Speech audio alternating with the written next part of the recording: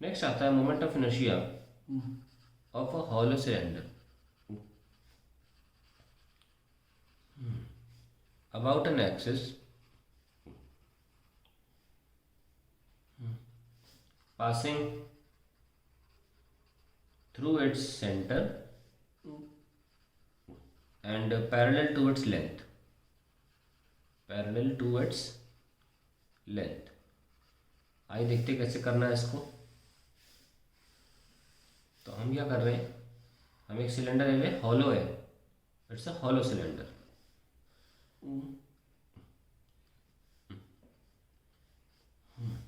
तो hollow cylinder है, तो इस एक्सिस के अबाउट ये axis is parallel to its length, moment of inertia निकालना है। ओके, तो फिर से क्या कर सकते हैं हम, हमें इस एक्सिस के अबाउट निकालना है ना।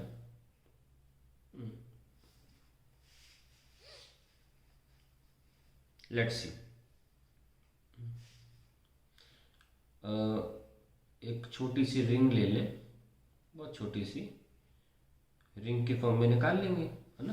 तो इस छोटी सी रिंग का इस एक्सिस के about differential moment of inertia क्या होगा, इट विल, जो रिंग का फॉर्मूला था याद करो क्या था, एक रिंग का फॉर्मूला था m इंटू आर स्क्वायर। तो ये लिख रहे हैं यहाँ, बस मास dm होगा और the radius will be as usual same capital R. Radius तो अभी भी कैपिटल आर है ना। तो D I is equals to D M R square. तो अब हम डीएम निकाल लें।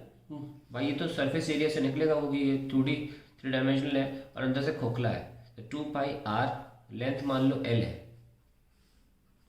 2 पाई आर एल का मास क्या हुआ m। तो ये मान लो थिकनेस हमने ये लेंथ dx ली, तो एरिया क्या हुआ, सॉरी सर्कमफ्रेंस इंटू लेंथ कितनी है dx। तो इसका कितना होगा, what I am trying to say is a cylinder of thickness या लेंथ l dx। तो कैसे निकालते हो, formula of surface area 2 pi R circumference into thickness. तो इसका मास होगा m upon 2 pi R L into 2 pi R D x. ये cancel, क्या आया m by L D X, या यहाँ पुट कर दीजिए। So D I as D I will be equal two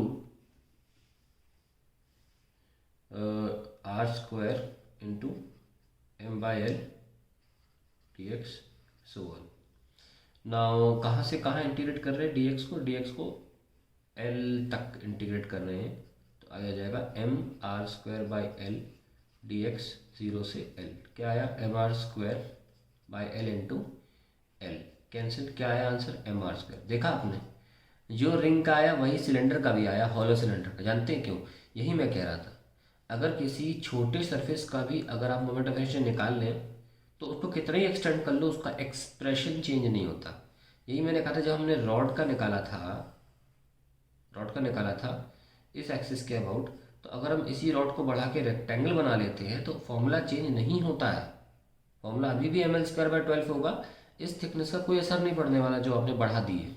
similarly अगर रिंग का mr स्क्वायर है तो इसी को एक्सटेंड कर लो अगर, और एक्सिस को वहीं कभी रहने दो, तो फॉर्मूला चेंज नहीं होता। मैंने जानबूझ के अननेसेसरली करवाया ताकि अभी बात देख ले क्यों फॉर्मूला चेंज नहीं हो रहा है। ठीक है ना, फॉर्मूला चेंज नहीं होगा, कभी भी नहीं होगा अगर आपसे बॉडी को एक्सटेंड कर रहे हो केवल। ठीक है, तो आई होप ये क्लियर हो गया होगा। अब सॉलिड हम सिलेंडर में चलते हैं।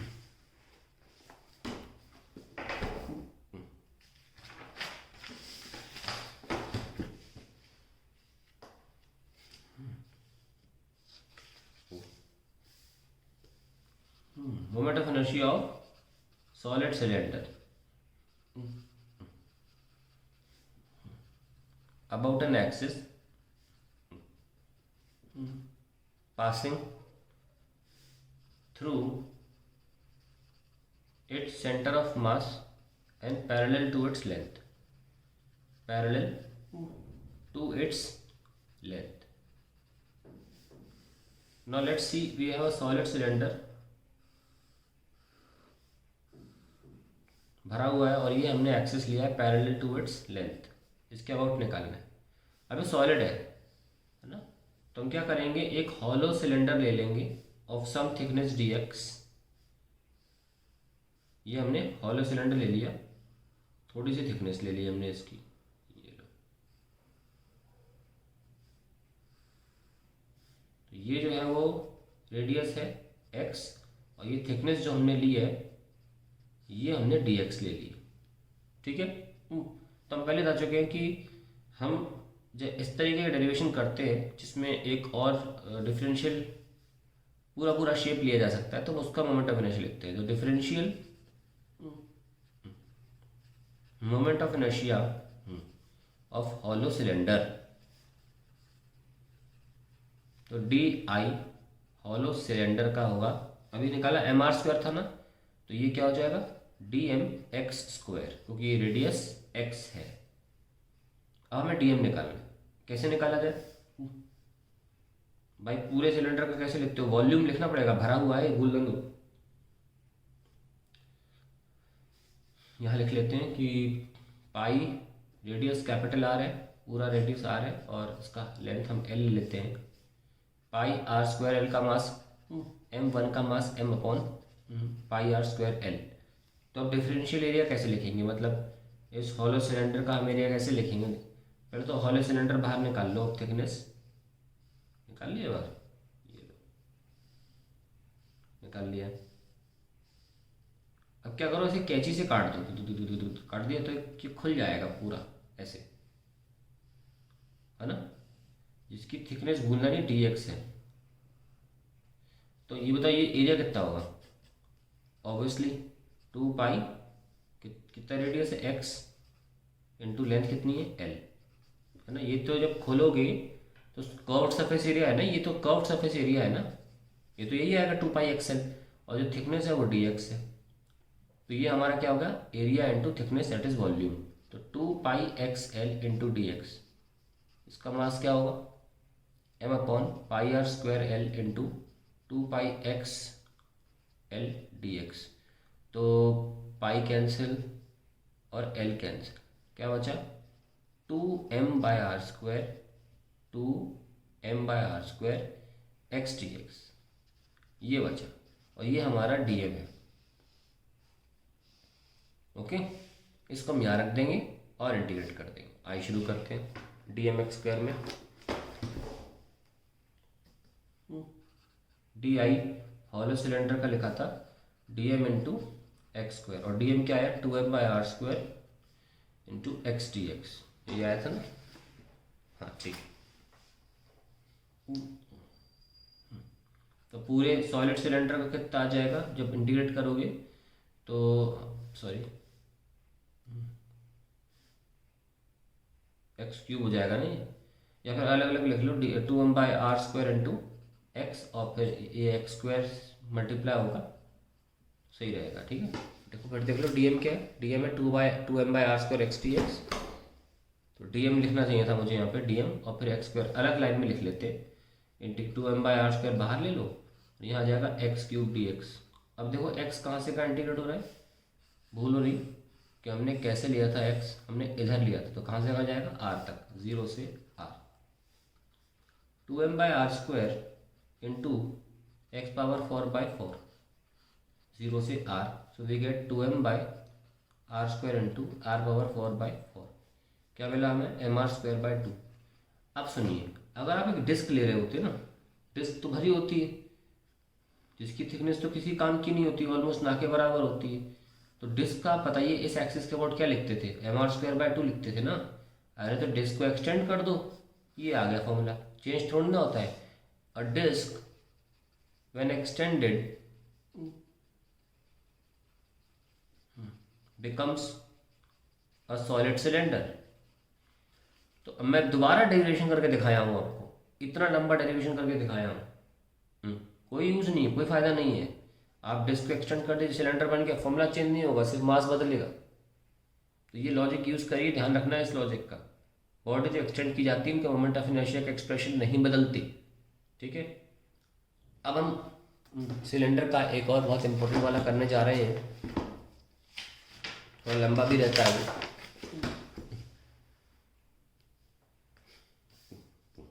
Moment of inertia of a cylinder about an axis passing through its center of mass and perpendicular, ये लिख ले parallel to its radius, parallel to its radius. तो ये हम करने वाले हैं। ये हमारा सॉलिड सिलेंडर है और हमें इस एक्सिस के अबाउट मोमेंट ऑफ इनर्शिया निकालना है। सबसे ये पूरा भरा हुआ है, तो हम फिर से क्या करेंगे, जैसे अभी हमें सिखाया, इसमें डिस्क ले लेते हैं। हमने एक डिस्क ले ली x की दूरी पर of thickness dx, of thickness dx, और उसका मोमेंट ऑफ इनर्शिया हम इस एक्सिस के अबाउट निकालेंगे, जो कि ये इधर रखा है ना, ऐसे ही एक्सिस, यानी कि अबाउट इट्स डायमीटर। तो selecting a differential disc and radius तो पूरा आर लिया जाएगा ना। देखो तो अगर रेडियस तो पूरा आर ही है डिस्क का, घुमा इसका अबाउट के रहे हो, रेडियस तो हम आर ही लेंगे, और disc of radius capital R. अब हमें इस डिस्क का मोमेंट ऑफ इनर्शिया लिखना पड़ेगा अबाउट इट्स डायमीटर एक्सिस। तो moment of inertia of disc about इस इट्स डायमीटर लिखें तो DID विल बी, आपको याद करना पड़ेगा कि डिस्क का जो डिस्क थी उसका अबाउट डायमीटर क्या हुआ करता था, इट वॉज mr²/4। ठीक है, यहाँ भी लिख लीजिए, यहाँ पे m की जगह dm आ जाएगा, r²/4, फिनिश्ड। रेडियस तो आ रही है, लेकिन हमें इस डिस्क का इस एक्सिस का अबाउट नहीं चाहिए, हमें एक्चुअल एक्सिस के अबाउट चाहिए, ये वाला। तो इसका निकाल के हम लगाओ अप्लाइंग पैरेलल एक्सिस थ्योरम, और फिर इसके अबाउट निकाल के ना हम इसे इंटीग्रेट कर देंगे -L/2 से +L/2। ठीक है, इस एक्सिस के अबाउट निकाल के applying parallel axis theorem. Parallel पूरा लिख लो, क्योंकि पी से पैरेलल भी होता है, परपेंडिकुलर भी होता है, पैरेलल एक्सिस थ्योरम। ठीक है, तो क्या आएगा, DI ये वाले की जगह इस एक्सिस के about CC dash, it will be parallel axis theorem. क्या होता है, ये जो आपने लिखा है DID डायमीटर वाला जो सेंटर ऑफ मास से निकला, प्लस आपको इसके अकॉर्डिंग लिखना, ये वाले लिखना है। तो क्या करोगे, mass of the disc into distance between the two axis. Disc का मास तो dm है, और उन एक्सिस के बीच में जो दूरी है वो हमने x लिया है ना, x²। तो आप दोनों को लिख लीजिए, dm into r²/4 plus dm into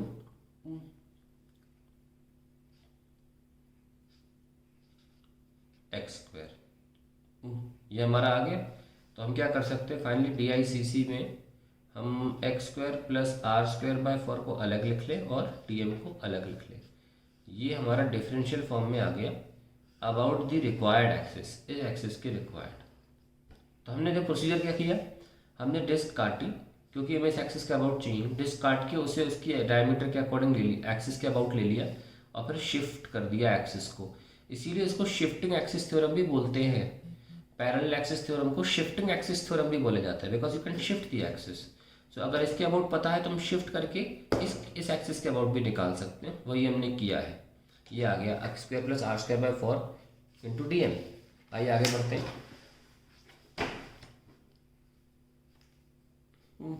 तो DICC हो गया x²/4 plus r² into dm। देख लो सही लिखा है कि नहीं, x² plus r²/4 actually, sorry, ये लीजिए। अब हमें dm निकालना ज़रूरी है। तो अब एक सॉलिड सिलेंडर का dm कैसे निकालें, देखिए। dm क्या था, डिस्क का था ना, डिस्क का हमें निकालना है मास। ये डिस्क जो थी, ये एक्स था, ये एक्सिस था, x की दूरी पर था, थिकनेस dx थी। आइए देखते हैं, ये डिस्क पूरे सिलेंडर बना रही है और ये सॉलिड है, तो πr²L वॉल्यूम के अकॉर्डिंग निकालना पड़ेगा, क्योंकि सॉलिड है। का मास m हो जाएगा, तो 1 का मास हो जाएगा m/πr²L। तो इस डिस्क का मास कैसे लिखोगे, इसका एरिया है πr², और इसकी थिकनेस कितनी है dx, तो हो जाएगा m/πr²L इंटू πr² dx। ये कैंसिल, क्या आया m/L dx। ठीक है, ये हमें dm मिल गया, यहाँ रख दीजिए। तो यहाँ लिख लें DICC से डिवाइड कर दो पेज को, is equals to x² + r²/4, और dm क्या आ जाएगा m/L dx। Now so ICC हो गया, इंटीग्रेटेड तो करना बचा है, m/L बाहर ले लीजिए, और ये x² + r²/4 इंटू dx, कहाँ से कहाँ, -L/2 से +L/2, -L/2 से +L/2। तो we have ICC is equals to m/L, integration solve करो, we have x³/3 + r² for x, है ना, ये तो कांस्टेंट है, तो सिर्फ x dx की जगह x आ जाएगा, -L/2 से +L/2। Now we have m/L, इसको करो, L/2 का क्यूब बाई 3 माइनस L/2 का क्यूब बाई 3, ये 3 पर नहीं लगा है, ये 1 हो गया, करली ब्रैकेट ले लो, प्लस फिर r²/4 L/2 minus r²/4 minus का L/2 एंड फिनिश्ड। आइए इसको सॉल्व कर लेते हैं। ICC इज m/L, भाई L/2 का क्यूब क्या होगा, L3/8, 8 × 24, ये माइनस माइनस प्लस हो जाएगा, और ये भी चीज़ सेम लिखी है, तो 2 बार लिखेंगे L3/24, कितनी बार, 2 बार, एक तो ये टर्म हो गया ख़त्म। अब बारी इसकी, फिर से ये माइनस माइनस प्लस हो जाएगा, r²/4 अपनी जगह है, और L/2 और L/2, तो पूरा पूरा टर्म ऐड हो रहा है, तो r²/4 into L/2 into 2 times, ये लीजिए। अब हम लिख लेते हैं ICC is equals to m/L, 12 cancel, कितना आया L3/12 प्लस ये कैंसिल r²/4L, फाइनली ICC क्या आया mL²/12 plus mr²/4, and that is the final answer to the expression. अब देखो, मैं इसको भी डायरेक्ट निकाल सकता हूँ एक्सप्रेशन को, देखना कैसे, आपको मोमेंट ऑफ इनर्शिया देखना आना चाहिए, ऑब्वियसली एग्जाम में तो डायरेक्ट करोगे, लेकिन एक बेसिक अंडरस्टैंडिंग बननी चाहिए कि आफ्टर ऑल ये हो क्या रहा है। देखो, ये हमारे पास एक सॉलिड सिलेंडर था जो 2 रोल प्ले कर रहा है, एक तो ये डिस्क का भी रोल प्ले कर रहा है और एक रॉड का भी प्ले कर रहा है अबाउट एन एक्सिस। जब दोनों ही रोल्स को हम जोड़ते हैं तो अल्टीमेटली एक सिलेंडर बनता किससे, एक सिलेंडर बनता है CC डैश एक्सिस से, मान लीजिए एक सिलेंडर बनता है खुद एक डिस्क से और एक रॉड के, रॉड दिमाग में रखिए, एक डिस्क और रॉड जुड़ जाती है तो सिलेंडर बन जाता है। तो बिल्कुल वैसे ही लिखना है, डिस्क का अबाउट द डायमीटर निकाल रहे थे तो फॉर्मूला क्या था mr²/4, और एक रॉड का इसी एक्सिस के याद करिए, ये वाला के लिए रॉड का फॉर्मूला क्या था mL²/12। तो दोनों इफेक्ट नॉर्मली सीधे सीधे जुड़ जाते हैं और कुछ ज़्यादा रॉकेट साइंस नहीं है, देखो फॉर्मूला आ गया। तो ये सोचिए कि हम आफ्टर मोमेंट ऑफ इनर्शिया लिख कैसे रहे हैं, फिर आपको चीज़ें आसान लगती चली जाएंगी।